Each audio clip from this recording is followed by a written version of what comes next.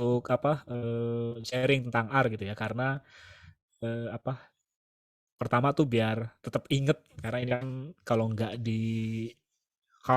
dipakai-pakai tuh lupa gitu ya. Ini kayak belajar bahasa aja lah, kalau nggak dipakai-pakai lupa.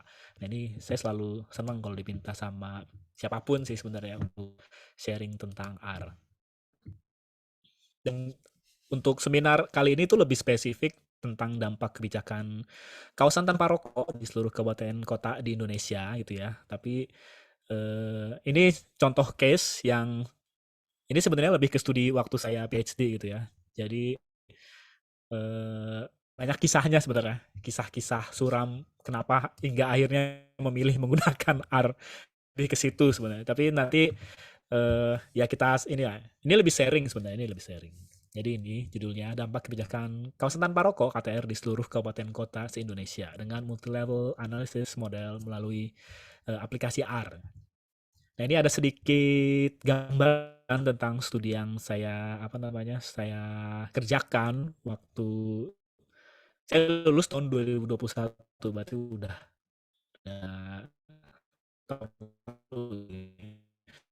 udah setahun lah, udah setahun lebih. Nah, kalau kalau data dari risk assessment pun 10 pria, maksudnya 10 pria itu kalau di wanita itu angkanya prevalensinya lebih sedikit ya, common ya kalau di perokok wanita dengan pria. Eh, Mirip angkanya mirip, dan estimasi kematian akibat rokok tuh tinggi gitu ya.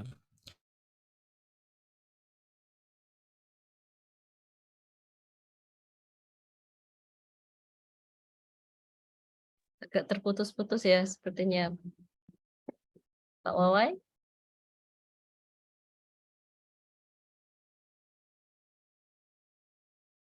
Sepertinya saya tadi kelempar, boleh saya Ya, switch ini dulu,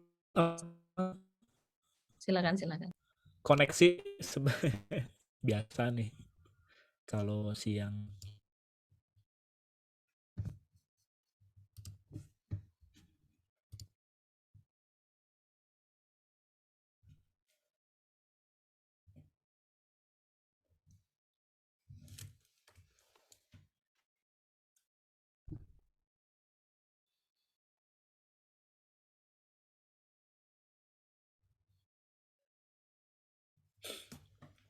Halo, Ya, sudah terdengar Pak Wawai, cek, silakan dilanjutkan. Ya. switch koneksi dulu.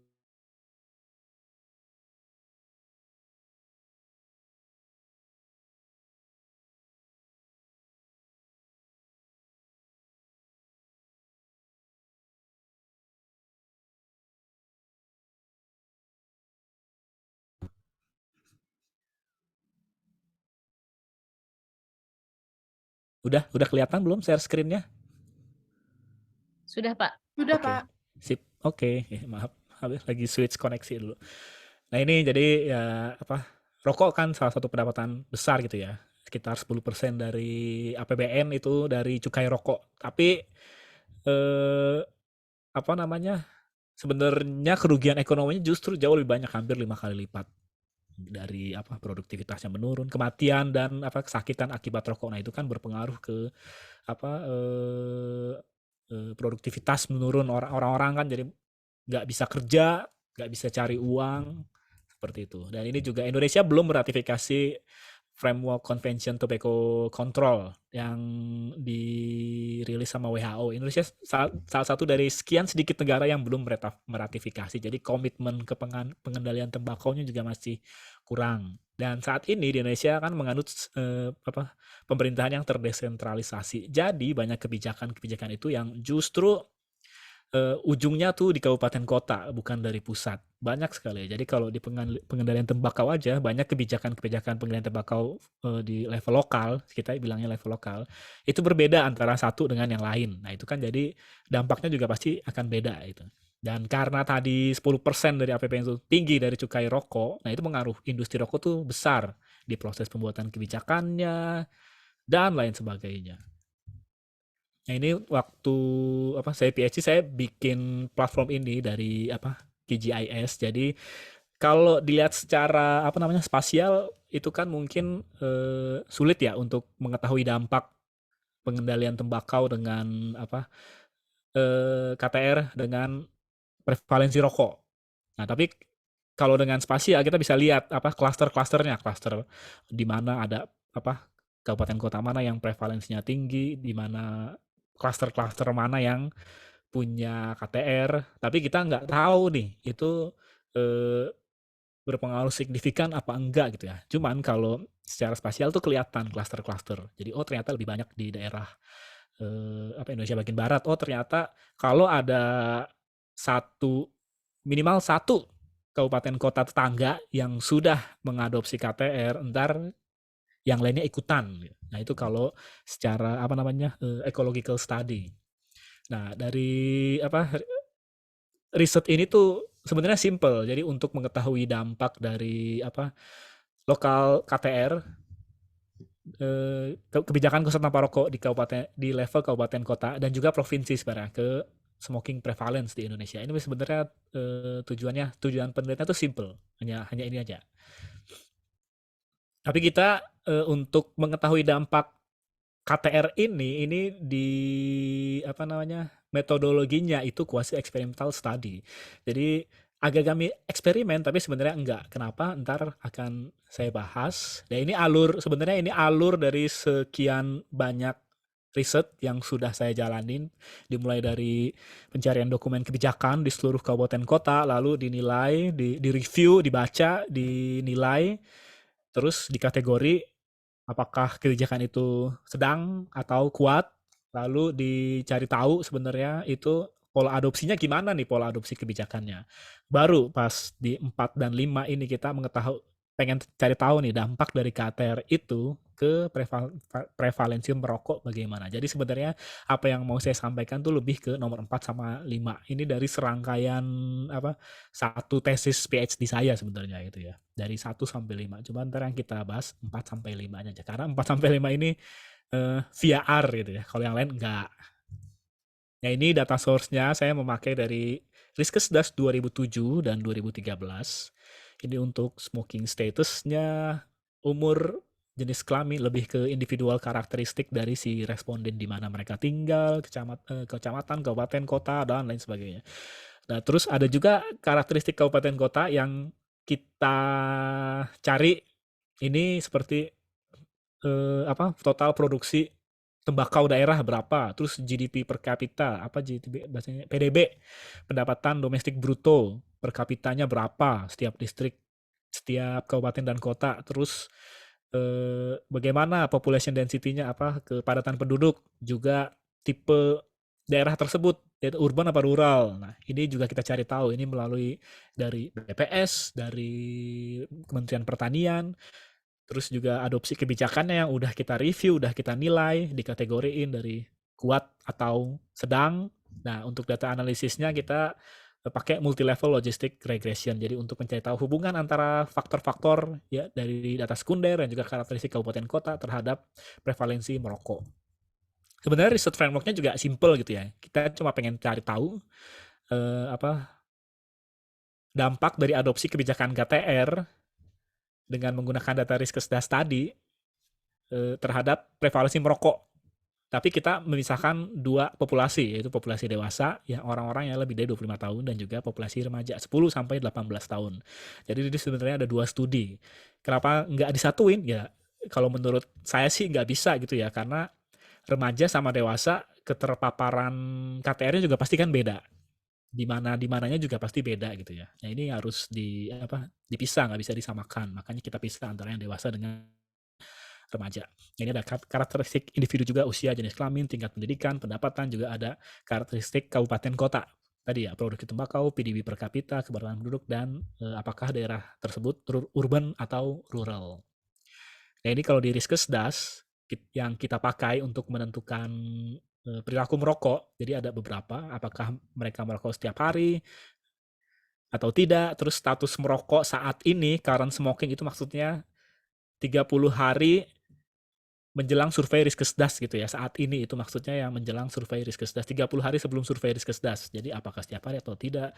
Lalu kita juga mencari tahu keberlanjutan merokok mereka, apakah masih merokok atau pernah merokok tapi berhenti. Nah gitu. Itu juga variabel yang kita gunakan sebagai outcome-nya. Terus juga kita cari tahu intensitas perokok, jadi berapa batang rokok per hari. Nah itu ntar kita mediannya itu 10 batang per hari. Nah, di atas median kita kategorikan sebagai perokok berat, di bawah median sebagai perokok ringan. Perokok ringan ya. Bahasa Indonesia bener nggak? Perokok ringan. Nah, ini outline yang ingin sebenarnya saya sampaikan. Mungkin Bapak dan Ibu di sini belum banyak yang mengetahui, memahami gitu ya. Apa sih kuasi eksperimen? Saya sendiri tuh baru tahu pas saya lagi PhD gitu ya. Oh, kuasi eksperimen ada gitu ya. Jadi ntar kita bahas secara sedikit, lalu juga tentang multi-level analysis, karena untuk ini penting gitu ya untuk multi-level analysis. Kenapa namanya multi-level analysis dan kenapa harus saya pakai gitu. Ntar banyak reasons di belakang itu, dan juga ntar ada gimana sih multi-level analysis lewat R gitu ya. Emang R ini buat statistik. Nah, ntar kita bahas juga. Ini outline yang harus disampaikan sebenarnya. Nah, ini mungkin kita mulai dengan quasi experimental design. Jadi kalau definisinya, namanya eksperimen gitu ya. Jadi seakan-akan ada perlakuan yang diberikan ke subjek. Tapi quasi eksperimen. Jadi kayak eksperimen semu. Desain penelitiannya yang kayak eksperimen, tapi sebenarnya enggak. Jadi kayak ada perlakuan, tapi sebenarnya perlakuannya bukan dari si peneliti gitu ya. Sama-sama eksperimen, tapi banyak perbedaannya sebenarnya antara kuasi eksperimen dengan eksperimen. Nah, ini kalau dari perlakuan, eksperimen jelas, jadi perlakuannya diberikan sama peneliti. Tapi kalau kuasi eksperimen, itu terjadi secara alamiah, alias di luar kuasa si peneliti. Kayak kebijakan itu bukan kuasa peneliti gitu kan, itu yang bikin government. Gak mungkin peneliti bisa bikin kebijakan yang menyangkut populasi terus itu kan di luar kuasa si peneliti. Dan kalau eksperimen itu kan acak gitu ya subjeknya. Kalau kuasi eksperimen nggak acak, karena ya subjeknya bukan peneliti yang menentukan, itu kan karena terjadi secara alami. Jadi di mana misalkan kebijakan itu diadopsi, ya itulah ya yang kena perlakuan gitu ya. Jadi nggak bisa secara acak. Nah, ini juga eksperimen itu mencari sebab akibat, tapi kalau kuasi eksperimen nggak bisa untuk mencari sebab akibat karena secara metodologi agak kurang kuat gitu ya. Tapi dia bisa untuk mengukur dampak, untuk mengestimasi, untuk memprediksi, mengukur dampak ya. Tapi kalau mencari sebab akibat agak kurang kuat gitu ya. Dan kalau eksperimen variabelnya dapat dikontrol karena tadi perlakuannya dari si peneliti. Oh, ini ntar takarannya bisa dikurangin. Oh, ntar ini variabelnya bisa ditambahin. Itu bisa karena itu semua dikontrol sama peneliti. Tapi kuasi eksperimen variabelnya tidak dapat dikontrol. Jadi mungkin ada satu kebijakan, tapi kan banyak faktor lain yang bisa berpengaruh ke misalkan prevalensi merokok ya, yang dilihat KTR, tapi kan banyak di luar KTR yang bisa berpengaruh. Gak hanya kebijakan kaos tanpa rokok, ada ban iklan rokok gitu ya. Iklan rokok dilarang, itu kan juga bisa berpengaruh terhadap prevalensi merokok gitu. Dan juga kalau eksperimen itu waktunya terbatas gitu ya. Sedangkan kuasi eksperimen tidak, karena itu tadi terjadi secara alamiah, peneliti nggak tahu. Mungkin dikasih rentang waktu dari 2007 sampai 2013 contohnya ya. Tapi sebenarnya sebelum 2007 mungkin banyak juga perlakuan-perlakuan yang kita nggak tahu. Nah, ini contoh dari kuasi eksperimen. Dan kalau untuk eksperimen biasanya sampelnya agak sedikit karena eksperimen biasanya agak sulit gitu ya dan butuh biaya banyak. Sedangkan kuasi eksperimen bisa menyangkut populasi yang lebih besar gitu ya. Dan kalau eksperimen biasanya ada pre dan post penilaian sebelum dan sesudah, atau memakai case and control, cohort study, kuasi eksperimen, bisa lewat longitudinal data atau repeated cross sectional. Nah, ini ada contoh-contoh kalau eksperimen. Bapak dan Ibu udah mungkin tahu ya, ada penelitian obat vaksin, uji efikasi, terus penelitian medis, uji coba macam-macam uji coba gitu ya. Dan juga pelatihan juga bisa dibilang eksperimen kan, karena untuk mengetahui sebelum pelatihan bagaimana, sesudah pelatihan bagaimana. Tapi kalau kuasi eksperimen dia biasanya penelitian-penelitian terkait ekonometrik, penelitian dampak kebijakan, penelitian sosiologi yang sifatnya itu lebih ke besar, populasi yang lebih besar gitu ya. Sampel yang lebih besar, menyangkut negara, menyangkut kabupaten, menyangkut provinsi, nah itu biasanya kuasi eksperimen itu.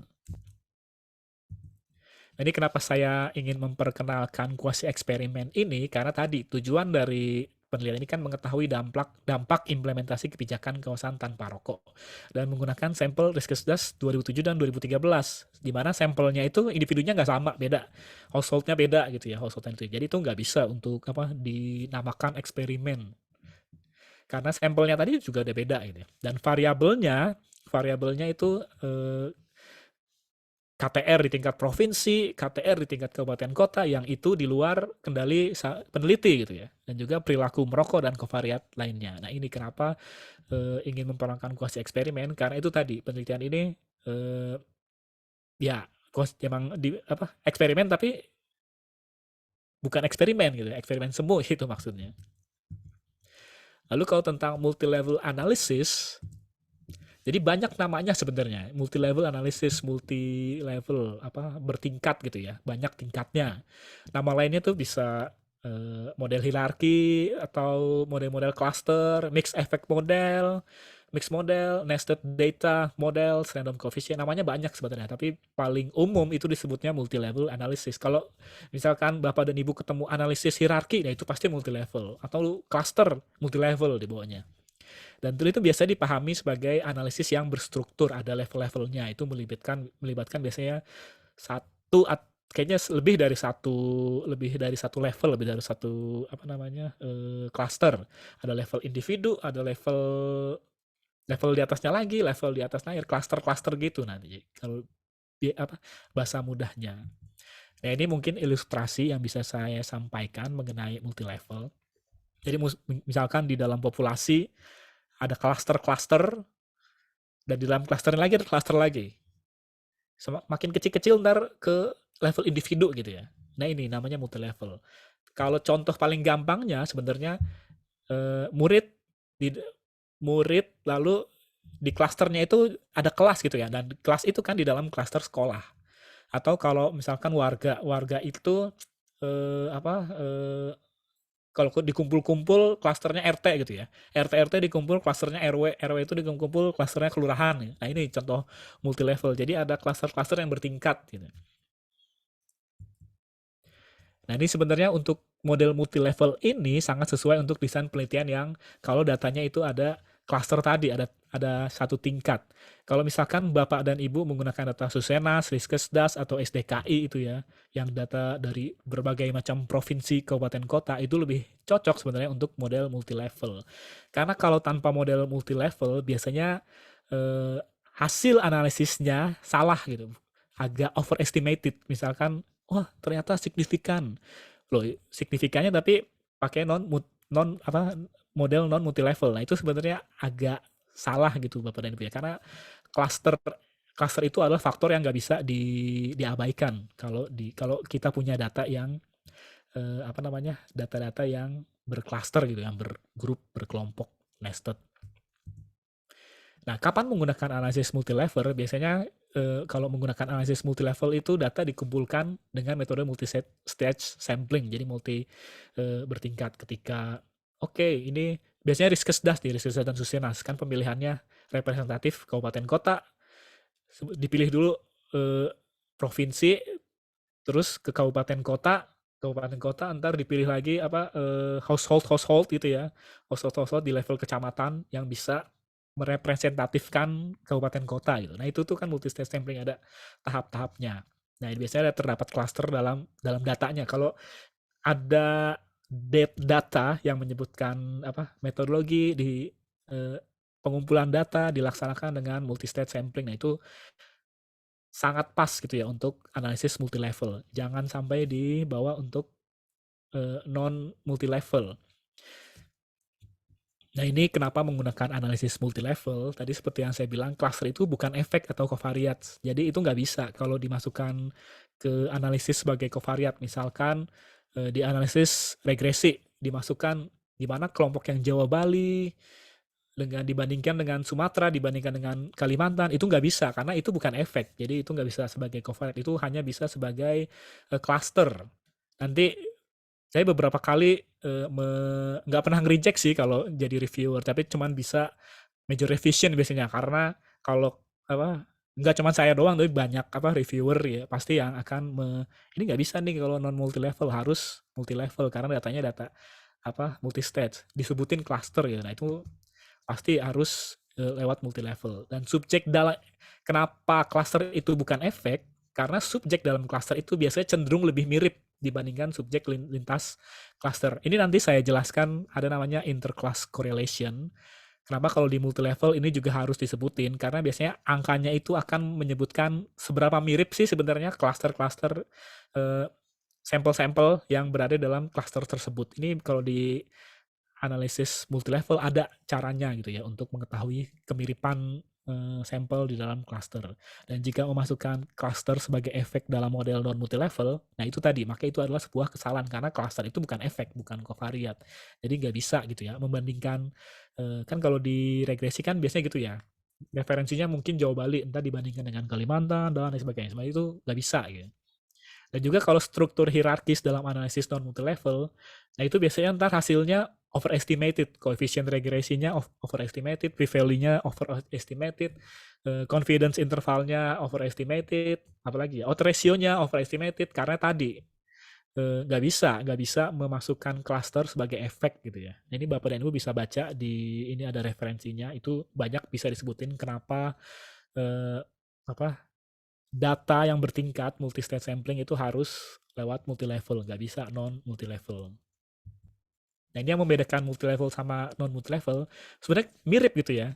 Regresi, dua-duanya di bawah dengan analisis yang sama. Cuman kalau independent variable di multi-level analysis itu disebut sebagai fixed effect atau covariat, apalagi nama lainnya, exposure, itu disebutnya fixed effect. Tapi kalau cluster nggak bisa dimasukkan sebagai covariat atau independent variable.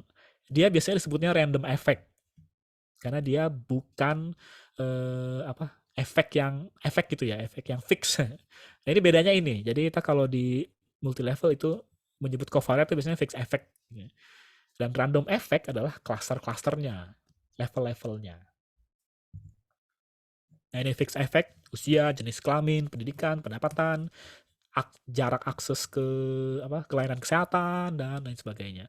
Tapi kalau random effect tadi, misalkan kalau datanya global, negara gitu kan, negara kan cluster gitu ya, negara, lalu kalau datanya nasional, provinsi, kabupaten, kota, atau kalau datanya pokoknya cluster-cluster yang makin kecil, kecamatan, kelurahan, RT RW, sekolah, kelas, nah itu ini namanya random effect karena dia kan cluster. Ini bedanya fixed effect dan random effect. Jadi kalau fixed effect tadi covariat atau exposure, dan random effect-nya itu lebih ke cluster, level-levelnya ya. Nah, kenapa saya pakai analisis multi level untuk mengukur dampak KTR ke prevalensi smoking? Karena data Riskesdas itu sampelnya itu dikumpulkan dengan multi-set sampling tadi ya. Provinsi, terus kabupaten, nanti dari kabupaten pemilihan household-nya, pemilihan rumah tangganya, itu kan juga harus gimana nanti dari rumah tangga, bagaimana lagi ya, itu kan udah bertingkat gitu ya. Based on cluster.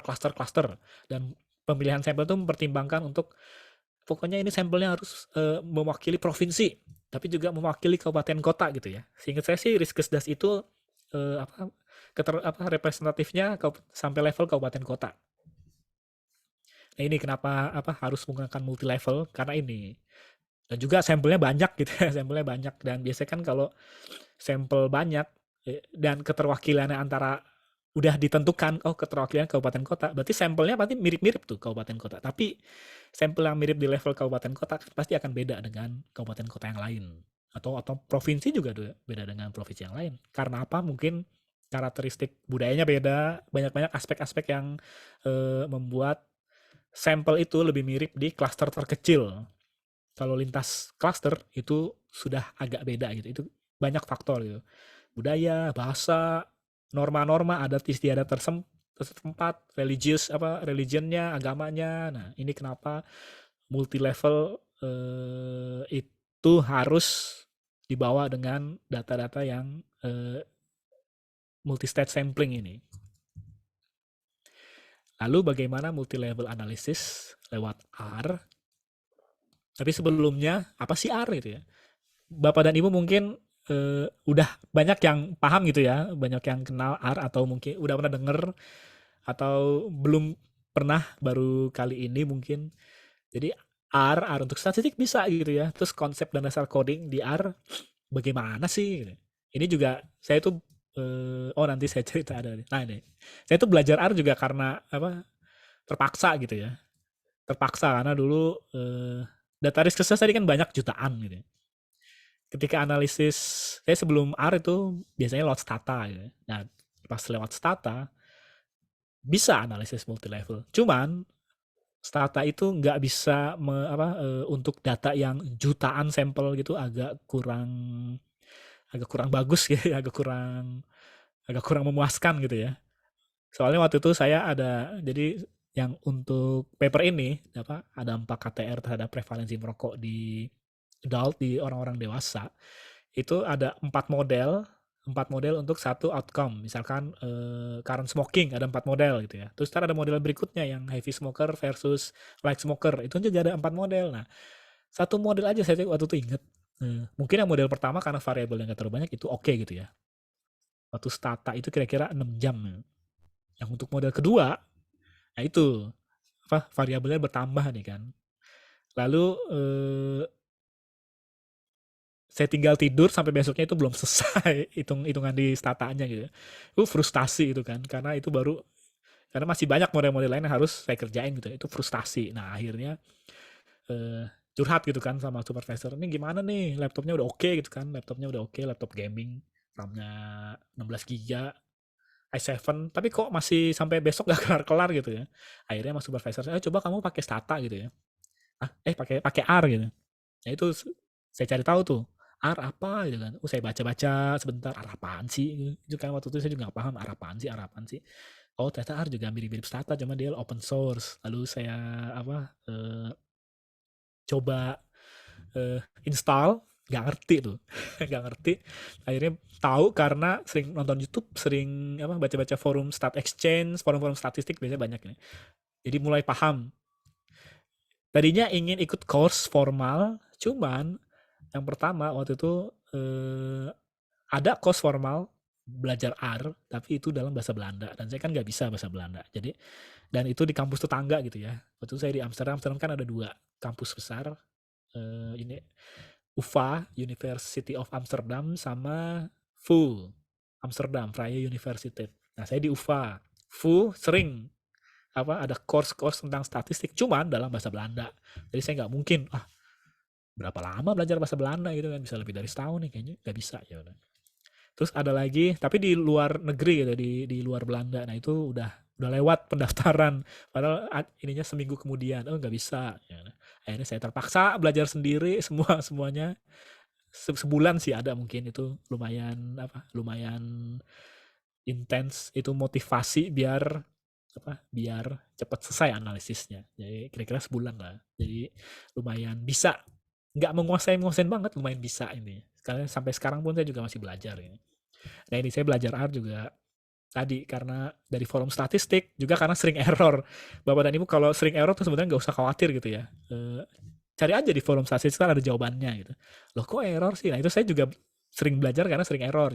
Tapi karena sering error jadi tahu, oh nggak bisa ini, oh harus begini, oh kurang ininya tandanya, oh kurang ininya, nah kurang tutup kurungnya, nah itu. Jadi karena sering error jadi paham, oh ternyata ada sintaksnya. Sintaksnya itu banyak loh kalau di R, bisa hampir 1000 kali ya. Saya nggak hafal soalnya.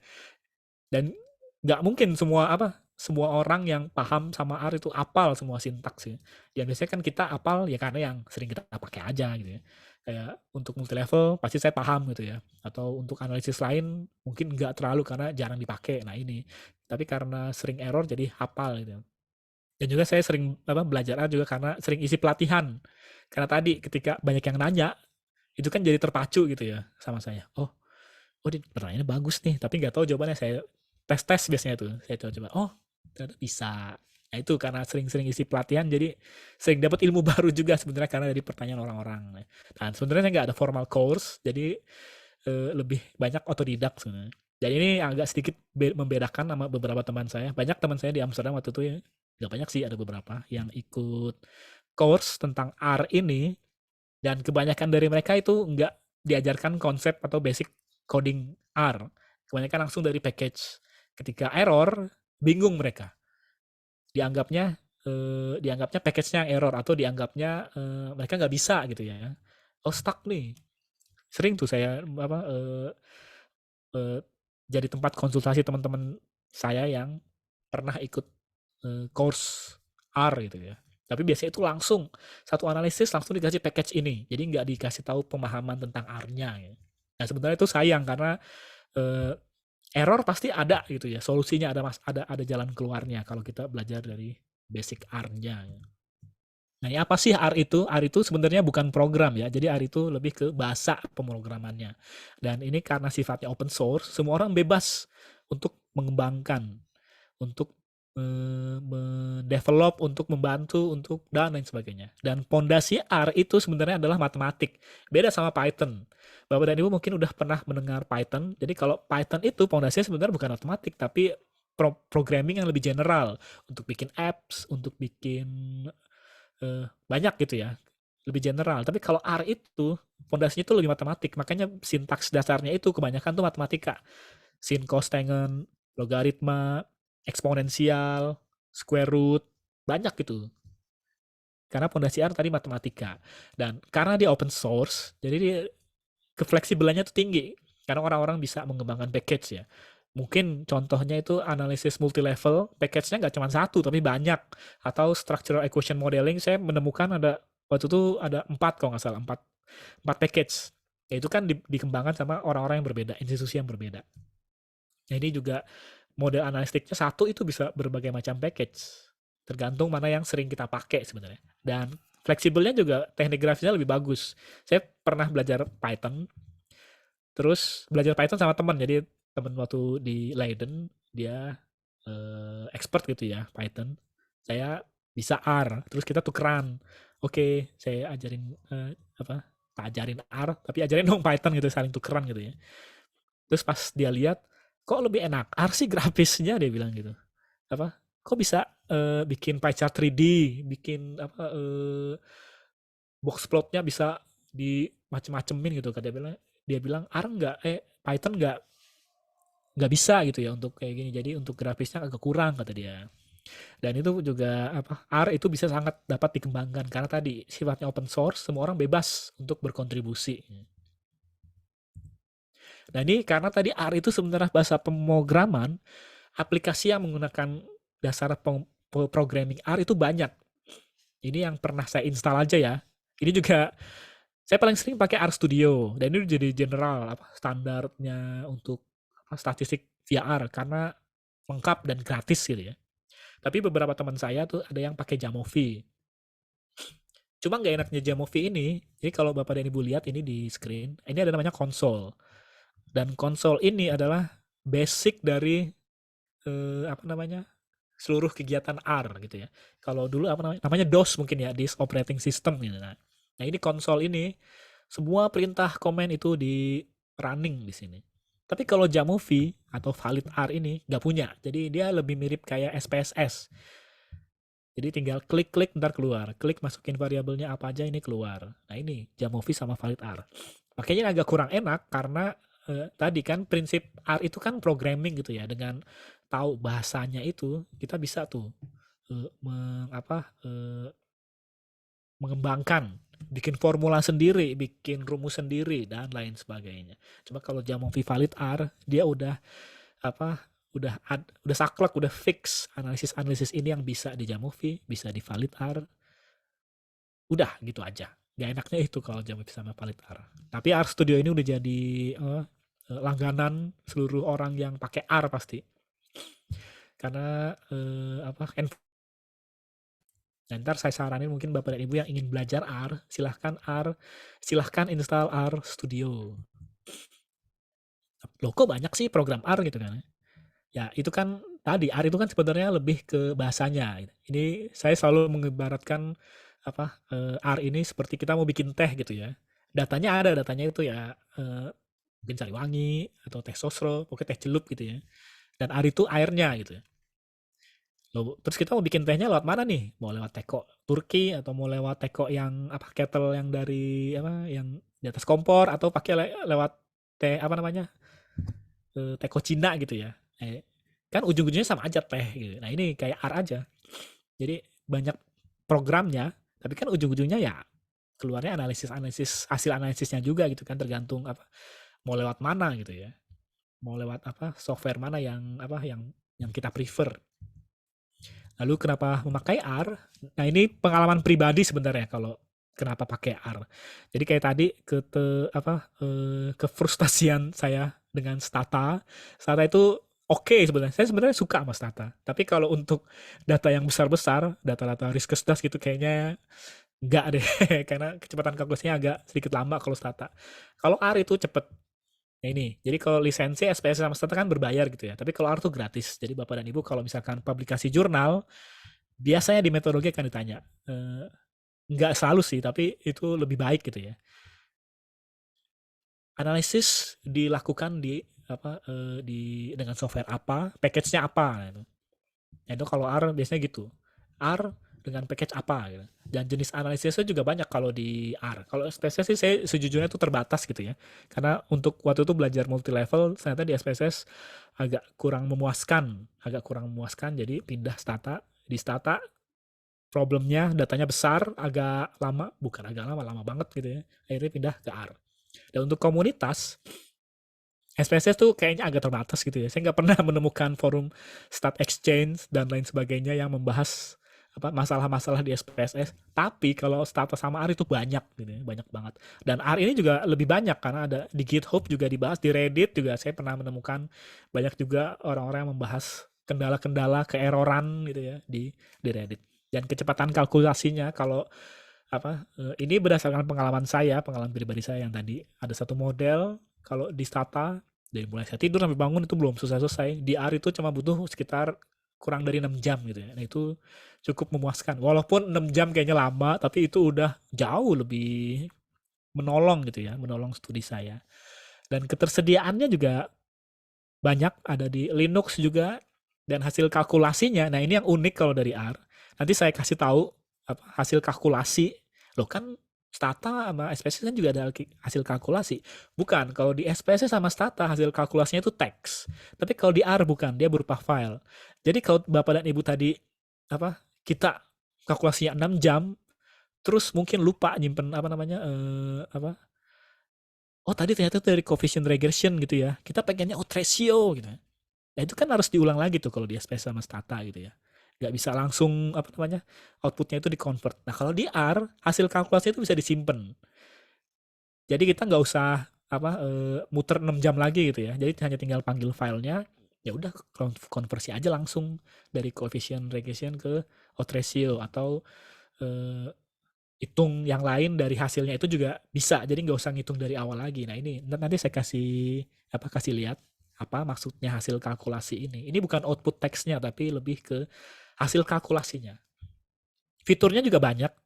Dan kalau di Stata grafis agak kurang. Saya nggak pernah sih pakai Stata untuk grafis. Tapi kalau di R sering.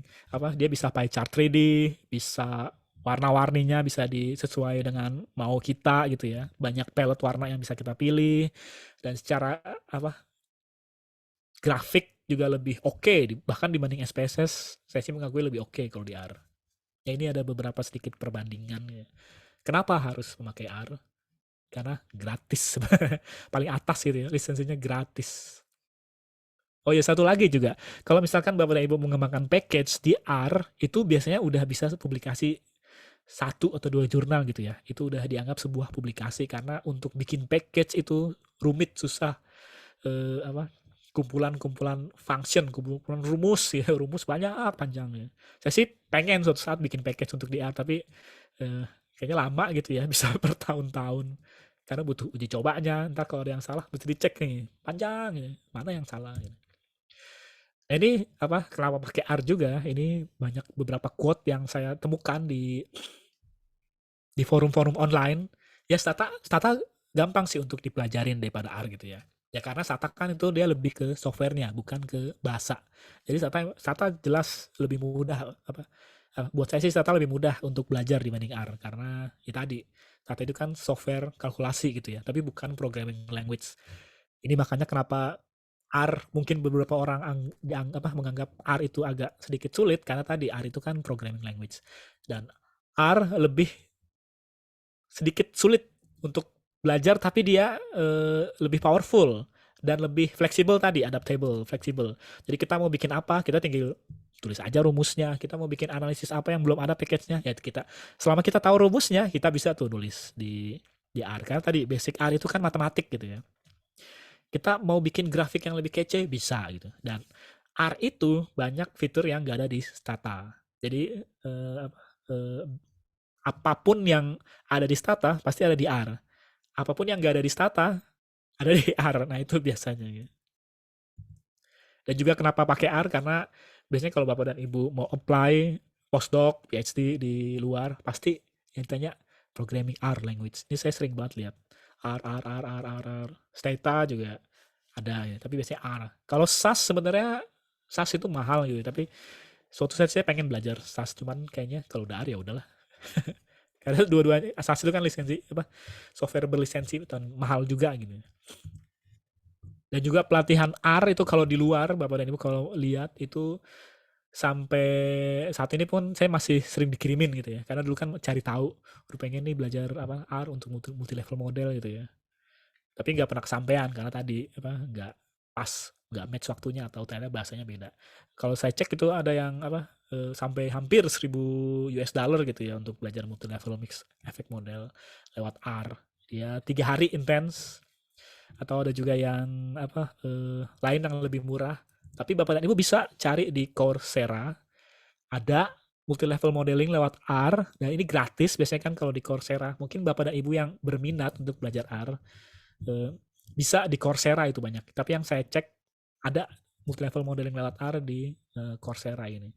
Cuman saya belum lihat gitu ya. Cuma tahu aja. Nah ini Bapak dan Ibu yang ingin install R, silahkan ini. Yang pertama ada namanya Airbase-nya atau konsolnya. Nah ini nyawanya R. Tanpa ini, aplikasi-aplikasi R Studio, Jamovi, Violet R, itu nggak akan bisa jalan tanpa si R konsol ini. Karena tadi, dia yang merunning semua masalah, semua perhitungan, semua formula, itu dia yang merunning. Bukan softwarenya. R Studio, Jamovi, Violet R, itu cuman kayak ininya aja, kayak apa ya namanya, rumahnya mungkin kali ya. Hanya yang biar kelihatan user friendly gitu ya. Tanpa nomor 2 ini, tanpa aplikasi R ini, kita tetap bisa kok menghitung hasil statistik. Karena nyawanya itu di konsol sebenarnya, bukan di aplikasi-aplikasi R ini. Tanpa R console atau Airbase ini, aplikasi tersebut nggak bisa jalan. Tapi kalau R Studio biasanya akan minta tuh, mohon install dulu R konsolnya karena dia nggak bisa jalan tanpa itu. Nah ini nomor 1 dulu baru nomor 2. Tapi saya selalu merekomendasikan R Studio karena apa? Ini tadi tampilannya itu sangat lengkap gitu ya. Ada text editornya 1, jadi kita nulis ini, apapun yang tulis nomor 1 itu nggak akan teranalisis. Ini kayak mungkin notepad kali ya. Jadi mau nulis lirik lagu di sini juga bisa. Cuma kalau nulis lirik lagu ntar pasti hasilnya silang semua gitu ya. Di sebelah sini nih yang ada angka 1. Karena kalau di script editor ini itu juga dicek kesalahan penulisan language-nya. Lalu ada namanya konsol. Nah ini yang nomor 2 ini nyawanya. Jadi kalau kita nulis di sini nggak dimasukkan ke konsol ini, nggak bisa, itu nggak akan di running. Jadi semua tuh harus yang udah kita tulis di sini harus diklik run agar ntar masuk ke konsol. Dan nomor 3 ini ada R environment. R environment itu yang menyimpan hasil kalkulasi, menyimpan rumus-rumus yang udah kita buat. Ada juga historinya, jadi sinteks apa aja yang udah kita jalanin, yang dari script mungkin atau yang bukan dari script itu kelihatan di history. Yang berhasil dan gak berhasil itu semua ada di history gitu. Dan ini kalau yang 4 ini ada package. Jadi itu tadi package itu adalah misalkan mau analisis apa, ntar ada package apa. Nanti saya jelaskan tentang package. Dan juga untuk melihat graphical outputnya, bar chart, pie, 3D, dan lain sebagainya. Ini RStudio menurut saya sih udah yang paling lengkap dari yang lain gitu ya. Nah, ini ada struktur dasar R. Ini konsep R sebenarnya simple gitu ya. Karena sintaks dasar di R yaitu matematik. Rumus-rumus logaritma, pi, eksponensial, itu pokoknya rumus-rumus matematik gitu ya. Mungkin ya Bapak dan Ibu yang suka matematik nih akan lebih mudah untuk belajar R gitu ya. Karena ya basicnya tuh cuma ini doang. Perhitungan matematika dasar gitu ya. Lalu ada namanya function. Kalau function ini kita bisa bikin sendiri kok function. Jadi misalkan mau menghitung rumus tertentu gitu ya. Kan nggak mungkin kita ngitung rumusnya dari awal. Capek kali kalau semua diulang-ulang dari awal. Nah, kita bisa bikin function aja. Jadi kayak bikin model rumus, kita buat, terus di running. Nah, itu ntar rumusnya akan kesimpan. Kalau kita udah punya datanya, kita tinggal panggil function ini, masukin datanya, keluar tar hasilnya. Jadi kita nggak usah nulis rumus berkali-kali, berulang-ulang, karena function ini bisa kita simpen sendiri. Nanti saya kasih contohnya gitu ya. Ada namanya package. Kalau package ini dia yang lebih advance. Jadi fungsinya banyak gitu ya, kumpulan-kumpulan function atau kode yang udah dikompilasi yang lebih terstruktur. Nah, ini jadi package nanti. Kayak misalkan satu package untuk ada namanya LM4 untuk package yang biasa saya pakai untuk multi level. Tapi LM4 itu banyak functionnya. Jadi kalau ada function multi level untuk linear, ada juga untuk logistik, ada juga untuk yang distribusi Gaussian dan lain sebagainya. Fungsinya banyak gitu ya. Bisa lebih dari 10. Saya nggak hafal satu package LM4 itu berapa function. Mesti baca dulu gitu ya. Oh, ada function buat ini. Nah, ini biasanya satu package itu untuk banyak rumus gitu ya, banyak rumus yang bisa dipakai. Nah, ini sebenarnya konsep dasar R gitu ya. Dari sintaks dasarnya, lalu dari function, lalu dari package. Nah, dari package ini Bapak dan Ibu kalau misalnya bikin package, itu bisa loh publish artikel gitu ya. Bisa publish artikel. Dan package-package ini biasanya dibuat sama orang-orang karena prinsip open source tadi. Jadi semua orang bebas untuk bikin package. Untuk bikin package structure equation modeling. Tadi saya bilang kan, saya belajar SAM. Wah, ternyata ada 4 package nih gitu. Tapi masing-masing package pasti ada bedanya. Maksudnya, oh ternyata dia nggak bisa untuk cuma bisa untuk data continuous. Oh, yang ini bisa nih kategori kayak gitu-gitu biasanya. Ada beda-bedanya biasanya. Nah, ini kalau di multi level analysis di R ada package namanya LM4. Jadi kalau multi level fungsinya ada 2, LMER. Nah, ini untuk linear mixed effect model. Jadi untuk data untuk linear regression bisa lebih mudahnya gitu ya. Ada lagi namanya JLMR, generalized mixed effect model. Ini bisa untuk data yang terdistribusi logistik atau yang terdistribusi Poisson atau Gaussian gitu ya. Sebenarnya ininya simple sintaksnya. LMR, outcome-nya apa, X1, X2, X3 itu exposure atau independent variable, covariat gitu ya. Lalu ada random 1, random 2. Loh, random 1, random 2 apa nih? Nah, ini tadi, ini klasternya. Apa nih klaster 1? Apa nih? Level atau ya? Level 1, level 2 gitu ya. Jadi juga kalau JLMR mirip, cuman kalau di JLMR kita mau family-nya ini maksudnya apa nih? Logistik, Poisson atau Gaussian. Tapi kalau logistik, yaitu ntar berarti Y-nya ini kan harus kategori gitu ya. Yes or no, sakit atau tidak, merokok atau tidak gitu. Tapi kalau Poisson Gaussian bisa distribusi yang berbeda yang lain gitu. Nah, ini kalau untuk multi level package-nya LM4. Nah, ini saya mau nunjukin Bapak dan Ibu, ini hasil analisis yang udah saya kerjakan tahun berapa ya? 2018 gitu ya. Udah lama gitu ya. Dan untuk menampilkan hasil analisis multi level kan nggak mungkin saya mesti ngitung lagi gitu ya. Lama ya. Kalau saya ngitung tadi malam mungkin baru beberapa model yang bisa. Mungkin saya tunjukin sebentar.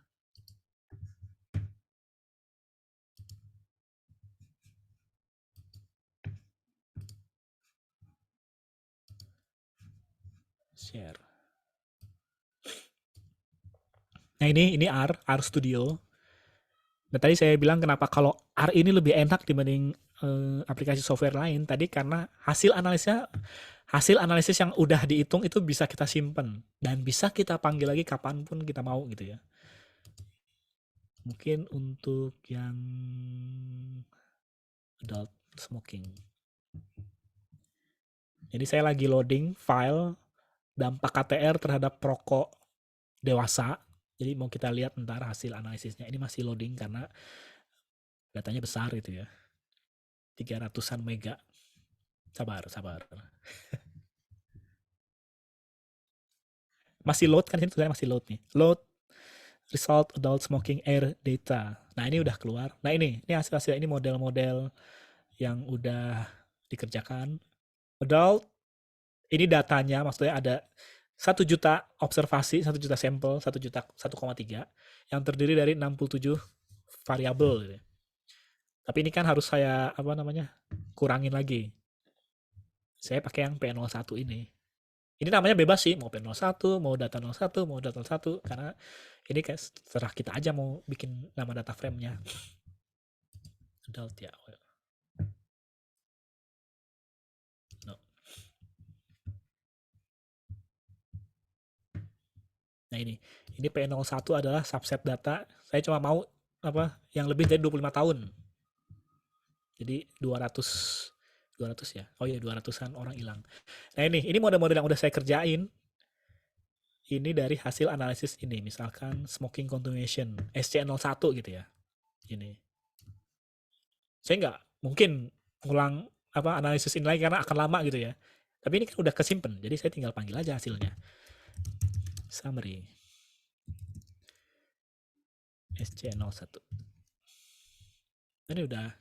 Ini hasilnya. Jadi atau mau dan saya juga bikin function namanya ORS. Jadi kalau di R ini biasanya yang misalkan logistic regression gitu. Logistic regression. Ini yang tampil adalah coefficient regressionnya. Terus pengen dong jadi odds ratio gitu ya. Saya bikin aja functionnya penghitungan odds ratio. Mana ya? Nah ini dia. Nah ini saya bikin aja functionnya odds ratio. Jadi ya odds ratio kan eksponen dari si coefficient regression. OR eksponen dari coefficient regression dan sebagainya gitu ya. Nah ini saya buat run. Tapi kalau di R itu kita harus ngerunning ininya dulu, library. Package-nya maksudnya. Ini kurang 1 ini. Tanpa LM4 nggak bisa nanti. Library SJStat, ini untuk menghitung intracorrelation gitu ya. Library SPSS file foreign ini untuk file SPSS biar bisa dibaca di R gitu. LM4 ini untuk multi level.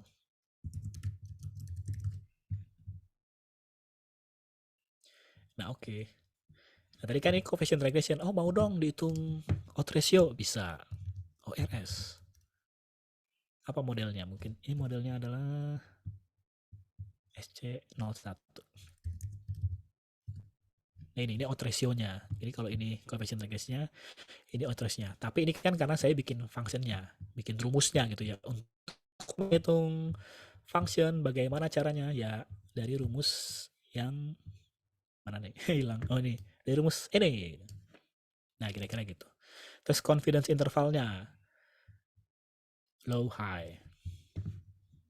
Nah begitu Bapak dan Ibu. Jadi saya nggak perlu ngitung ulang lagi karena file hasil kalkulasinya udah disimpan gitu ya. Kalau di Stata misalkan lupa nih dalam bentuk odds ratio kan harus ngitung ulang lagi gitu ya. Nah, itu kan agak makan waktu ya.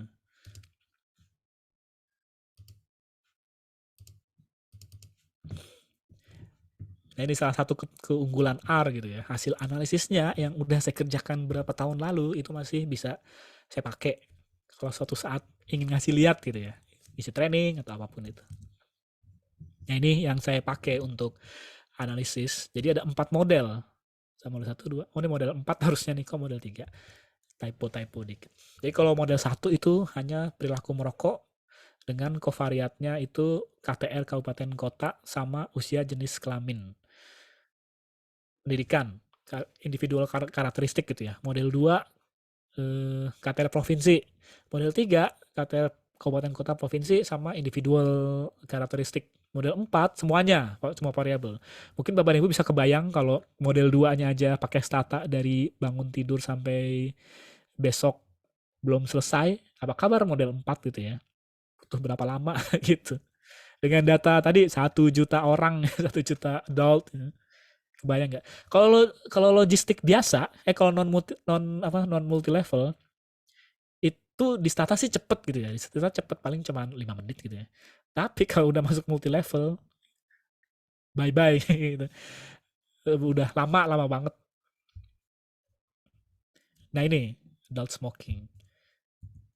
Nah ini skripnya yang sebetulnya udah saya tunjukkan. Jadi saya bikin dulu skripnya. Oke, model 1 smoking continuation. Jadi udah ada KTR dia masih ngerokok apa enggak sih? Nah ini. Terus year ini maksudnya data dari Riskesdas 2007 versus 2013 turun atau naik dan variabel lainnya. Dan di sini saya masukin levelnya. Levelnya adalah provinsi dan distrik, maksudnya kabupaten kota gitu ya. Jadi ada 2 level. Ada 2 cluster, ada dua grup gitu ya. Familinya binomial karena ini dia melanjutkan merokok atau enggak. Jadi dia masuknya logistik multi level logistic regression dari data P01. Ya udah, ini tinggal ganti-ganti variabelnya aja atau ditambahin. Ini panjang kalau model 4 karena semua variabelnya masuk. Ini tadi yang saya tunjukkan hasil hasil perhitungannya. Jadinya begini. Oh, ini model 1 nih, smoking condition, model 2, model 3, model 4. Tapi kalau untuk yang current smoking sama heavy smoker iya atau tidak itu cuman model 4 aja gitu ya. Karena untuk kebutuhan analisisnya sih saya tetap ada gitu ininya skripnya, cuman untuk analisisnya karena untuk kebutuhan paper dan artikel enggak, saya hanya pakai yang model 4 aja. Pak Wawai, Nah ini maaf tadi waktu analisisnya udah sekitar 10 ya. menit lagi Pak Wawai untuk paparannya. Oke, siap. Maaf, ya. Sip. Ini dia. Nah ini kalau di adult smoking, kalau di multi level analysis kita harus ada intra-class correlation coefficient. Jadi ini untuk mengetahui sampel itu di dalam cluster itu beda apa enggak. Itu kalau inter-class correlation coefficient untuk mengetahui seberapa mirip atau seberapa berbeda sampel di dalam cluster itu. Jadi kalau nilainya makin menuju 0 itu berarti semakin beda. Tapi kalau nilainya semakin ke 1 itu berarti semakin serupa. Makanya di sini kalau ke distrik nilainya lebih besar. Berarti kan karena di distrik itu sampelnya lebih mirip gitu ya. Tapi kalau di provinsi nilainya lebih kecil. Berarti dia kalau sampel provinsi berarti semakin beragam gitu ya, semakin berbeda. Ini kenapa kalau di multi level harus ada biasanya. Nah, ini karena intra-class correlation ini bisa menentukan itu kemiripan si sampel itu dari cluster itu ya, dari cluster itu. Nah, ini hasilnya yang udah di table yang lebih rapi. Kalau ini kan gak rapi ya, kalau ini lebih rapi. Banyak sih angkanya, sampai pusing gitu kan, kadang salah angka gitu gak sih. Dan kalau di multi level sebaiknya itu ada intra-class correlation-nya harus disebutin karena ini untuk menentukan seberapa mirip, seberapa berbedanya sampel yang ada di dalam cluster kabupaten kota atau cluster provinsi. Ini kira-kira tabelnya begini. Untuk adolescent sama, mirip-mirip, ada model 1 sampai model 4. Ada mirip banget. Cuma berbedanya kalau perilaku merokoknya itu daily smoking sama non daily smoking. Adolescent kan nggak mungkin ya sulit kayaknya ya untuk menentukan heavy smoker atau tidak gitu ya. Lebih mudah itu mereka merokok setiap hari atau tidak kalau untuk remaja. Dan sama, ini juga hasil analisisnya bisa kita ambil. Sama juga hasilnya, ini coefficient regression bisa kita ganti atau convert ke odds ratio, dan ini intra-class correlation-nya distrik biasanya angkanya lebih besar gitu ya. Karena tadi semakin klasternya semakin kecil, semakin mirip gitu kan.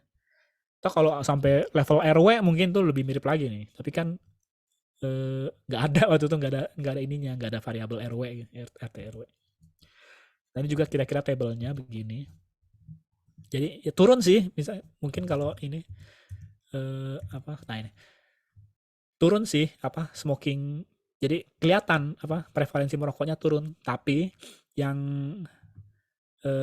kita lihat strong policy misalkan di model ini, oh ternyata nggak berkorelasi gitu ya. Oh tapi pas masukin beberapa variabel jadi signifikan gitu ya. Atau ada lain yang current smoking, oh ternyata dengan adanya KTR di tingkat kabupaten kota, loh kok malah jadi tinggi out ratio-nya, malah makin naik. Jadi malah menaikkan perilaku merokok gitu. Jadi kalau hasil yang kita dapat, justru KTR kabupaten kota dan provinsi diadopsi sampai tahun 2007 itu nggak signifikan terhadap semua variabel. Tapi setelah tahun 2007, itu out ratio-nya itu agak-agak kurang konsisten.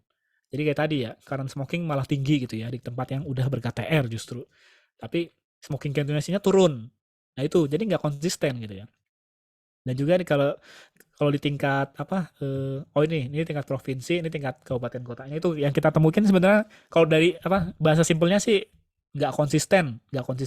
Kadang naik, kadang menaikkan perilaku merokok atau menurunkan perilaku merokok gitu. Ini kalau dari hasil analisis kita. Dan kelanjutan merokok, status merokok, intensitas merokok itu biasanya lebih banyak terjadi di yang lebih muda, di pria, orang-orang yang berpendidikan rendah, dan di kabupaten kota dengan kepadatan populasi yang rendah justru.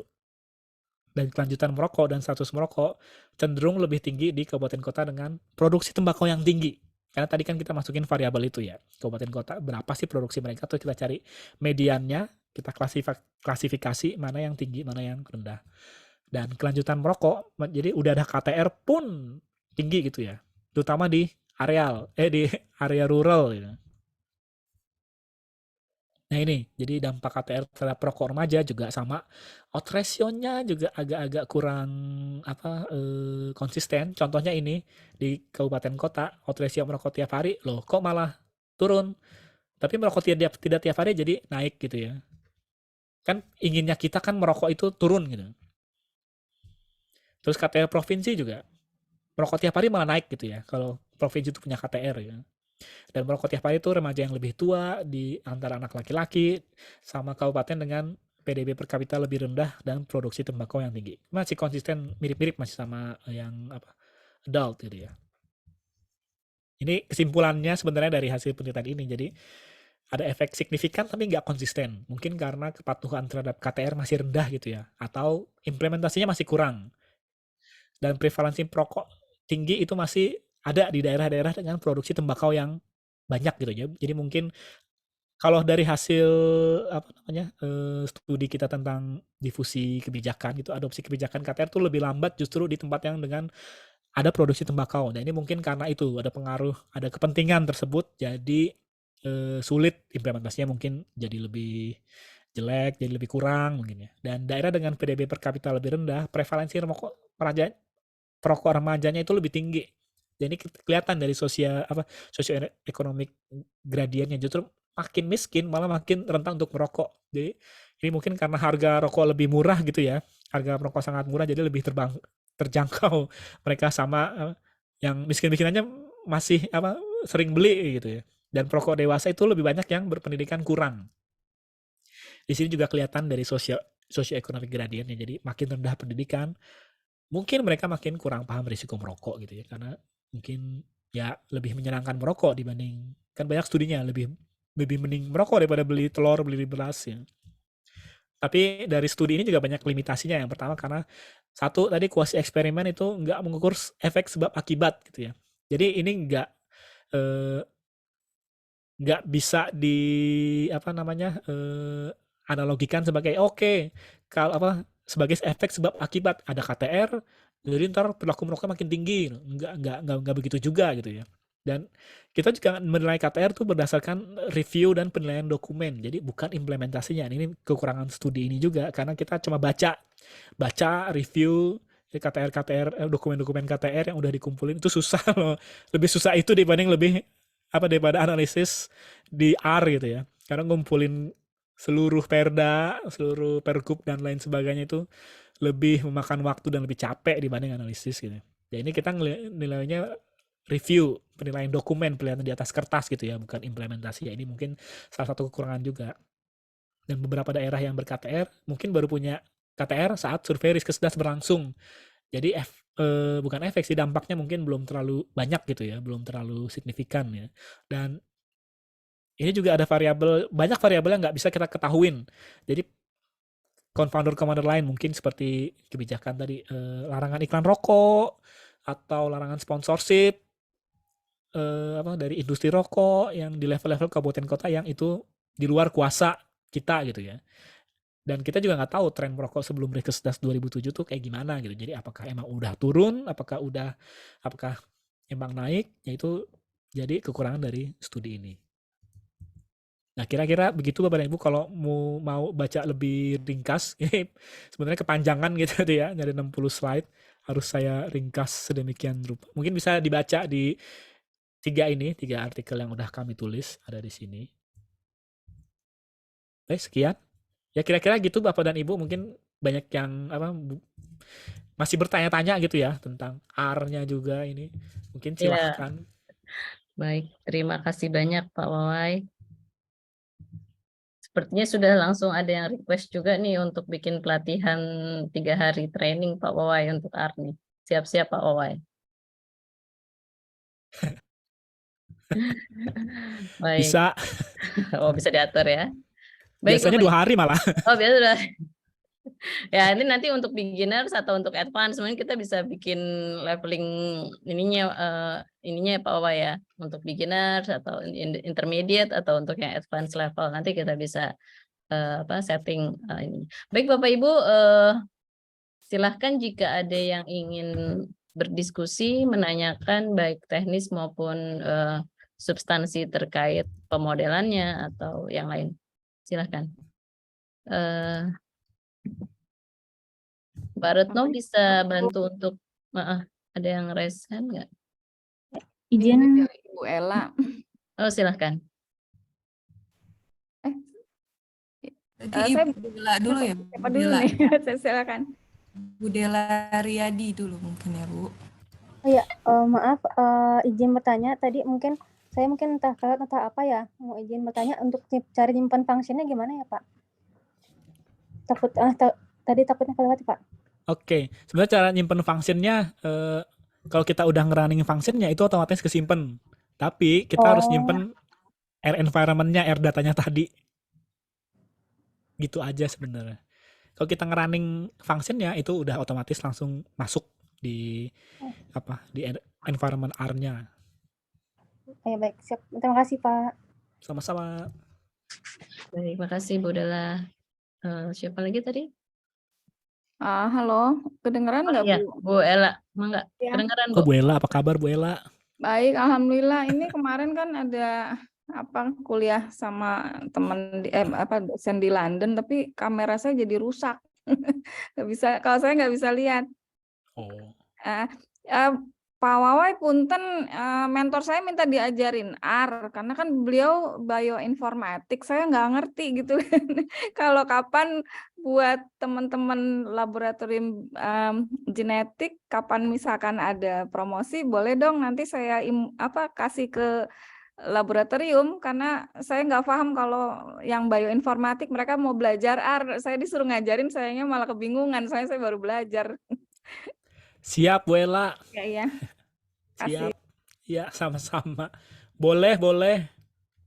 Iya, baik, mungkin nanti aplikasinya juga bermacam-macam nih Pak Wawai, bisa bentuknya ya, nanti kita coba ini juga identifikasi. Yang lain, Bapak Ibu? Silahkan.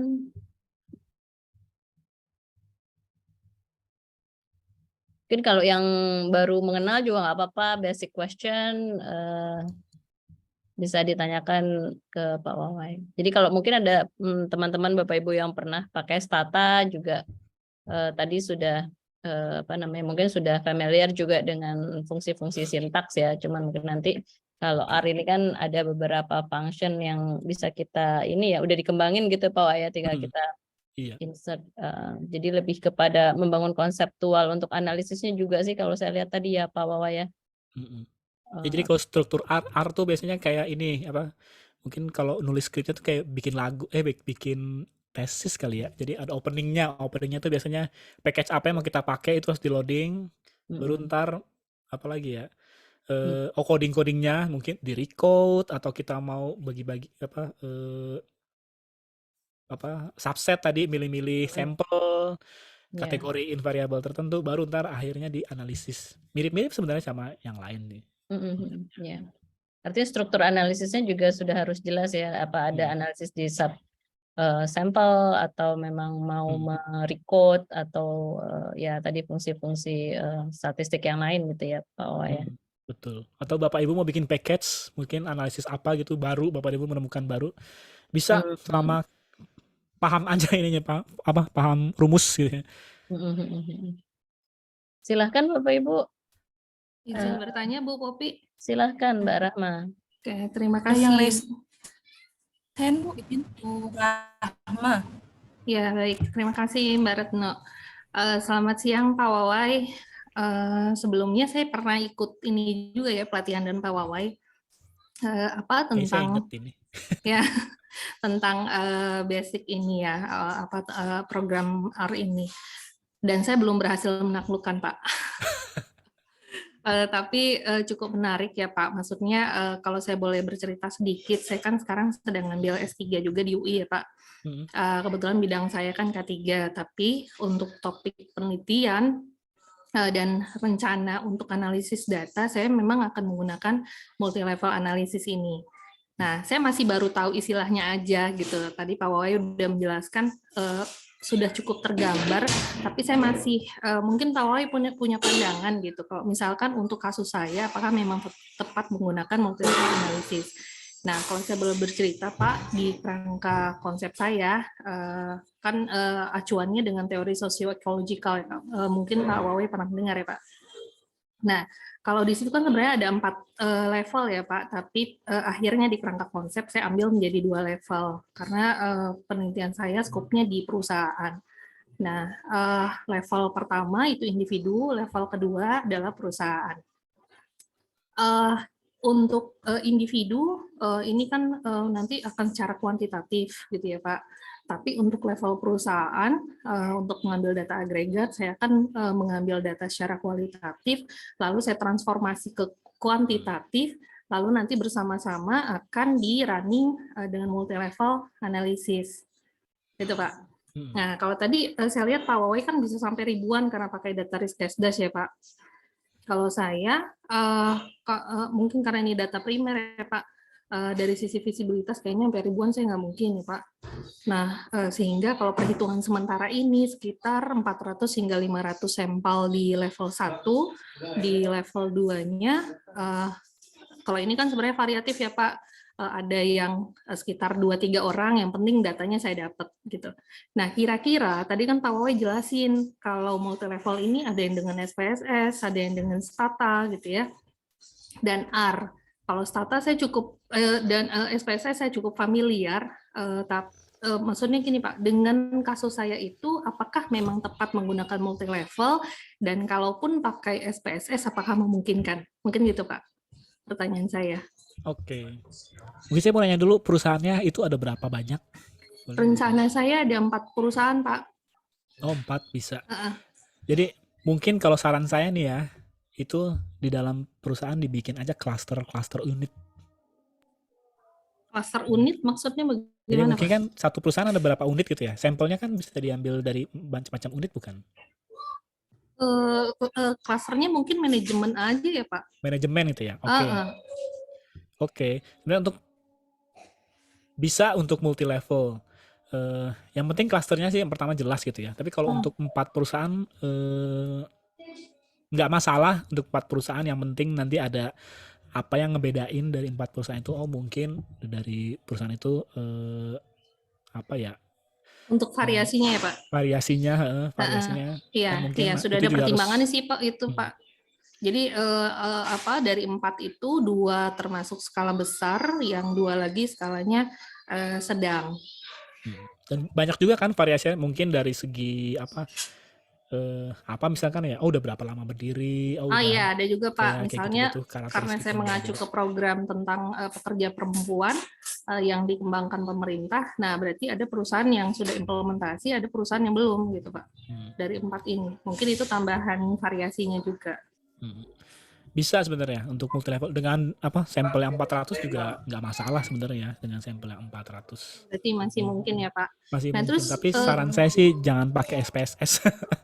kenapa Pak? Nanti pusing sendiri nyari gimana caranya multi level di SPSS. Oh gitu. Jadi memang yang paling mungkin Stata atau R ini ya Pak? Iya, Stata atau R. Nah, Stata juga oke. Pak, kira-kira untuk strategi supaya bisa cepat menaklukkan gitu Pak. Kalau tadi kan Pak Wahyu bisa Ini sampai yang mau 1 ditaklukkan bulan. multi levelnya Multi atau level dengan R. sebenarnya konsep multi level itu gampang Mbak Rahma. Jadi kayak logis regresi biasa, cuman yang harus dipertimbangkan itu klasternya. Jadi kalau di multi level kita tuh harus menjelaskan kemiripan sampel dalam klaster. Makanya tadi saya nanya, ini perusahaannya mau diambil, mungkin satu perusahaan ada sampel-sampel dari berapa unit, ada HRD, ada apa gitu kan. Nanti kan unit yang di HRD kan sampelnya lebih mirip dibanding unit lain gitu ya. Nah itu bisa jadi level sendiri gitu. Level perusahaan, level unit-unit, baru individu. Itu kalau di gambaran saya gitu ya. Jadi kalau di multi level jelas mempertimbangkan tiap perusahaan beda, setiap unit beda. Nah itu kan ntar bisa dibawa gitu ya. Sampel kita hasil analisis memperlihatkan bahwa interclass correlation-nya itu menuju 1, berarti lebih, saya lupa nih, berbeda ya, beda atau serupa, suka tukar-tukar. Nah itu kita bisa dijelaskan tuh dengan seperti itu. Oke. Pak, satu lagi pertanyaan saya, apakah memang sekali running itu akan keluar banyak model Pak untuk multi level ini? Enggak, jadi tergantung kalau untuk model kan itu dari penelitinya ya. Oke, model 1 mau variabel apa aja yang dimasukin. Oke, model 2 mau variabel apa aja yang dimasukin. Oke, model 3 mau variabel apa yang dimasukin. Ya kita bikin skripnya dulu, ntar tinggal running gitu aja. Ini berarti prinsipnya sama, misalnya regresi logistik yang saya pernah tahu ya Pak, kan dia per tahapan-tahapan, artinya ada model 1, 2 gitu ya, hingga ketemu yang model fix-nya. Gitu ya Pak mungkin? Iya. Oke Pak, mungkin itu pertanyaan saya. Makasih ya Pak Wawai. Ya, Oke, makasih Mbak Rahma. Ini ada kopi. Yuk, makasih. Ada satu lagi Pak dari chatbox dari Fariha. Izin bertanya Pak Wawai, mengapa ukuran dampaknya yang Pak Wawai gunakan menggunakan OR sementara prevalensi rokok di Indonesia cukup tinggi? Bagaimana dengan penggunaan relative risk ya, RR? Oke, karena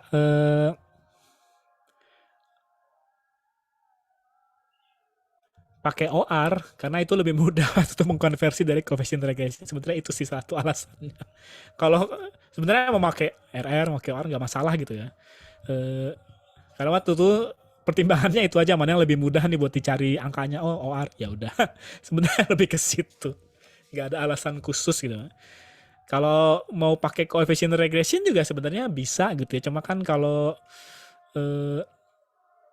waktu itu karena kebutuhan untuk menulis aja sih sebenarnya Pak, bukan karena apa-apa. Dan dari coefficient regression kan perhitungannya murah, mudah. Eksponensial dari coefficient regression, odds ratio. Ya, lebih ke situ, Pak. Bapak apa Ibu yang bertanya? Oke, baik. Mbak Fariha. Oh, ya Mbak, maaf. Mbak Fariha, ya nanti mungkin ini lebih ke substansi ukuran-ukuran epidemiologi yang pas diterapkan ya. Tapi kalau konteksnya tadi Pak Wawai mungkin untuk mempermudah untuk konversi perhitungannya ya tadi Pak Wawai. Iya. Ada lagi Bapak Ibu? Ya tadi juga Mbak Rahma tadi ya. Itu memang aplikasinya berbeda-beda, unit sampelnya kemudian berbeda-beda dan variabel yang mau dibangun di tiap model itu juga mungkin harus dicoba satu-satu ya Pak Wawai ya. Iya. Mungkin ya sama seperti kita running multi level yang lain gitu. Ada lagi Bapak Ibu? Atau tadi Pak mungkin untuk sebelum kita tutup tips and trick gitu ya. Kalau tadi Mbak Rahma tanya gimana sih cara menaklukkan mungkin secara teknis CR-nya, terus juga mungkin kaitannya pemahaman dengan multi level model. Tadi sudah dijelaskan sih Pak Wai, untuk multi level sebenarnya prinsipnya sama ya seperti statistik multi level yang biasa dilakukan. Tapi untuk R-nya nih Pak Wai, untuk apa artinya supaya lebih terstruktur, mana dulu yang kita mastery, terus nanti apalagi untuk misalnya tadi apakah ada sintak-sintak mendasar yang mungkin kalau kita mau bikin multi level ini kemudian akan terus dipakai dan itu seperti apa Pak Owai? Oke, jadi kalau buat saya sih tips and triknya apa ya? Nggak usah takut error yang pertama. Terus kalau ngelihat error sih justru error jadi belajar gitu ya. Saya butuh waktu sebulan gitu untuk memahami R. Waktu itu bacanya sedikit, baca teori tentang R-nya dan lebih banyak langsung praktiknya. Error nggak masalah, cari tahu kenapa error di forum Stat Exchange, forum Reddit, GitHub itu banyak gitu diskusi tentang itu. Error lagi error, jadi makin lama makin tahu, oh ternyata nggak bisa begini, oh ternyata harus begini, oh ternyata bikin function pun sampai sekarang saya juga masih sering error gitu karena mungkin kurang kurungnya, kurang tanda sama dengan, kurang titiknya, ternyata rumus sintak ini itu function sintak ini itu dari package mana gitu. Itu kayak gitu-gitu sampai sekarang pun masih ada ya.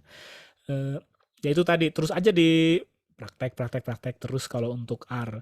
Dan yang penting Bapak dan Ibu tuh lebih paham di konsepnya, basic struktur programmingnya, bukan di itu. Mengapa tadi saya bilang beberapa teman saya yang ikut course formal gitu ya, course dari course R ini, itu karena mereka nggak diajarin konsepnya, basic R-nya, bagaimana untuk membuat rumus di R, sintaks-sintaks apa aja yang ada di R, itu mereka langsung ke package-nya, package ini, function ini untuk analisis ini. Ketika nemuin error, bingung mereka. Bingung untuk menyelesaikannya, karena nggak tahu konsep R tadi ya. Ternyata error karena dia nggak ngeloading package ini. Sintaks ini tuh bukan sintaks bukan sintaks yang bawaan dari R. Kan kalau R itu kan dibuat konsepnya kan matematik gitu ya. Jadi konsep-konsep perhitungan. Ternyata ada sintaks yang harus kita loading package ini. Kesalahan-kesalahan simple kayak gitu tuh banyak yang nggak paham karena mereka nggak membawa itu gitu. Jadi langsung belajar package-nya, codingnya ini udah. Tapi ketika nggak bisa, loh kok nggak bisa sih? Bingung. Nah itu aja sih. Jadi belajar konsep basic R-nya aja itu udah modal yang besar kalau buat saya sih. Besok tinggal jadi mengeksplorasi dulu ya Pak ya. Jadi tadi apa yang memang itu bawaan bisa langsung dieksekusi di sintaknya atau ada modul-modul yang harus diinsert untuk melakukan analisis tertentu. Nah ini ada juga nih Pak terkait dengan tadi ada pertanyaan dari Mbak Nur Hidayanti, izin bertanya untuk hambatan kendala bagi pemula yang belajar R ini. Tadi untuk mahasiswa S1 tadi udah disampaikan juga ya Bapak Wai. Artinya harus explore dulu, nanti teknisnya akan terbiasa sejalan dengan kita mencoba mungkin dari analisis yang sederhana dulu ya Pak Wai ya. Mungkin tidak multi level dulu, mungkin Square gitu. Untuk deskriptif analisis dulu, mungkin sejalan dengan itu akan familiar dengan aplikasinya. Mungkin saya ada pertanyaan Pak Wawai kalau boleh, kalau Bapak Ibu tidak ada lagi. Kalau Bu Popi yang nanya. Ya tadi menarik tuh hasil analisis Pak Wawai kan, kemudian karena ini tadi juga sudah ada disclaimer bahwa kuasi eksperimen tidak bisa menjawab sebab dan akibat, sehingga ketika bicara nanti intervensinya di mana itu juga belum tentu berimplikasi pada faktor determinannya gitu ya Pak Wawai. Nah kalau dari hasil yang Pak Wawal sudah dapat, kira-kira bentuk advokasi terkait dengan keberlanjutan KTR ini dengan evidence yang ada itu seperti apa Pak Wawai? Oke, jadi kalau ngomongin rokok panjang nih advokasi.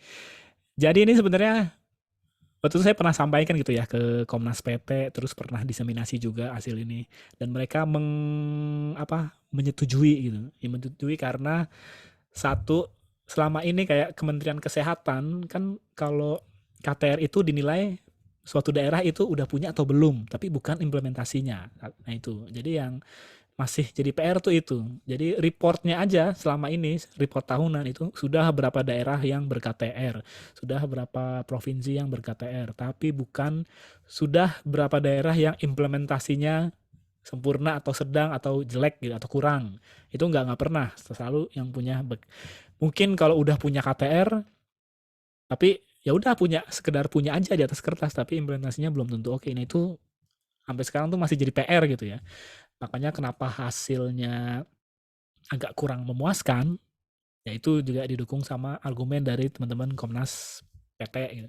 Dan juga kalau apa namanya, satu lagi kenapa kita harus menyasar kabupaten kota, karena kalau dari studi ecological study yang untuk tahu nih KTR ini teradopsinya kalau ada minimal satu kabupaten tetangga gitu yang udah punya, antar yang lain ngikutin.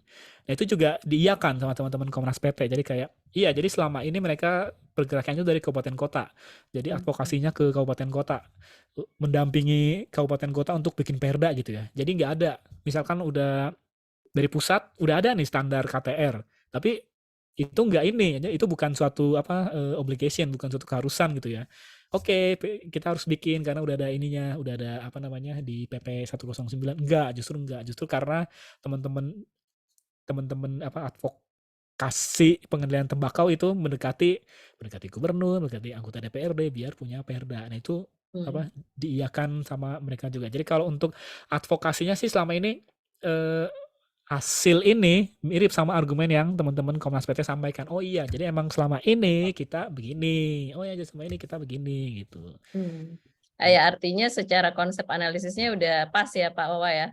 Iya. Kan sesuai dengan fenomenanya gitu. Artinya pendekatan statistiknya kira-kira udah matching lah dengan asumsi-asumsi yang Pak Wawa bangun di analisisnya gitu ya. Jadi membangun asumsi juga mungkin penting ya Pak Wai. Kadang kita nggak tahu real world datanya seperti apa, kan kalau modeling kadang kita harus memasukkan parameter asumsi misalnya ya. Jadi ini kayaknya sudah terbukti relevan dengan hasilnya. Iya, itu kan juga waktu hasil analisis keluar kan sempat bingung ya. Ekspektasi kita sebagai peneliti kan bagus mungkin, ternyata loh kok gini gitu. Nah itu kan banyak evidence yang nggak tertulis di buku, di jurnal. Itu harus ngobrol dengan mereka. Ternyata pas ketika ngobrol, oke, bener juga. Ternyata artinya si statistik juga harus sejalan dengan fenomena yang ada di lapangan ya. Artinya kalau tadi lihat hasil Pak Wawai tidak konsisten OR dan sebagainya, kan kalau dari statistik kita kayak panik ya, wah datanya kayaknya nggak bagus atau gimana, padahal itu disalahin datanya bener. menunjukkan justru begitulah fenomena yang terjadi ketika bicara misalnya tadi implementasi policy itu tidak dia belajar dari klaster kabupaten yang lain misalnya gitu ya. Jadi banyak simpulan sebenarnya ketimbang hanya melihat signifikan, tidak signifikan atau konsistensi OR gitu. Nah ini ada dari Bu Ella juga tadi belajar membelah-belah rumus dasar di R itu mirip dengan Stata tapi lebih nyaman begitu kalau menurut Bu Ella. Mirip ya. Kalau udah belajar Stata untuk pindah ke R itu juga mudah kok. Mudah ya. Dan bisa di save juga sebenarnya untuk saya nggak tahu kalau tadi do file di Stata kan mungkin bisa di running juga. Cuman nggak tahu apakah tadi penyimpanan itu ada bedanya dengan yang tadi Pak Wai sampaikan. Kalau di R itu ya yang lama pun bisa di running ulang. Sebenarnya kan di Stata juga do file itu bisa disimpan ya Pak Wai. Tapi nggak tahu apakah ada perbedaan nggak dalam konteks penyimpanan komen sintak itu. Kalau komen sama sih, itu kan sama aja kan, kita bikin sintaksnya dulu ntar di running gitu ya. Kalau menurut saya sih, tapi saya nggak tahu kalau hasil kalkulasinya bisa disimpan di Stata, bisa ya Bu Popi? Hasil perhitungannya ya, harusnya sih bisa ya, outputnya maksudnya. Kalau output sih, output bukan hasil perhitungan, jadi output itu kan hanya berupa teks gitu ya. Tapi so far sih kayaknya yang saya tahu sintaks untuk do file-nya aja ya, tapi nggak tahu, mungkin saya juga nggak tahu expert di Stata. Baik Bapak Ibu, ada lagi? Sebelum kita tutup nih, udah 11.52. Buat Bapak dan Ibu yang ingin belajar R sebenarnya lebih ini aja, nggak usah takut error. Kadang kalian sama temen, ini gimana nih merah? Aduh, ada orang-orang teman-teman saya begitu ya, kalau ada tulisan error aja, tulisan merah gitu ya, itu udah panik gitu ya. Padahal merah itu belum tentu error sebenarnya, tinggal dibaca gitu. Pas dibaca warning, itu cuma warning, hasilnya mulus kok gitu. Itu sering Mbak Rahmat tuh keburu panik katanya Pak kalau melihat error. Yang penting Kalau logiknya nyambung dulu ya Pak Wawai ya. Saya rasa tadi iya, kalau ngeliat tipsnya Pak Wawai, ya logiknya dipahami dulu. Nanti masalah komen, nah itu bisa berproses ya. error pasti dikasih tahu bisa errornya kenapa. Oke, baik. Kalau nggak dikasih tahu kita cari di forum baru. Iya ya, kita bisa ini ya, bisa join di forum itu ya Pak Wawai ya. Iya. Baik Bapak Ibu, alhamdulillah nih sudah banyak yang di-sharing Pak Wawai, baik dari substansi analisisnya, kemudian penggunaan R yang mungkin nih Pak Wawai salah satu yang menurut saya juga berharga adalah menceritakan proses bagaimana menguasai R itu dari yang emang benar-benar kita harus belajar sendiri ya Pak Wawai. Terpaksa saya. Terpaksa. Nah ini the power of kepepet itu kadang sangat manjur. Itu juga saya Jadi alami Pak superhuman Wawai. gitu. Ya, ya mudah-mudahan ini menjadi motivasi juga buat teman-teman semua, Bapak Ibu yang sedang melakukan riset atau ingin menggunakan apapun aplikasi statistik. Pada prinsipnya teknologinya itu bisa dipelajari begitu ya. Hanya mungkin konsistensi kalau memang kita mau fokus mastery untuk R itu kan karena kita perlu waktu lama ya Pak Wawa ya.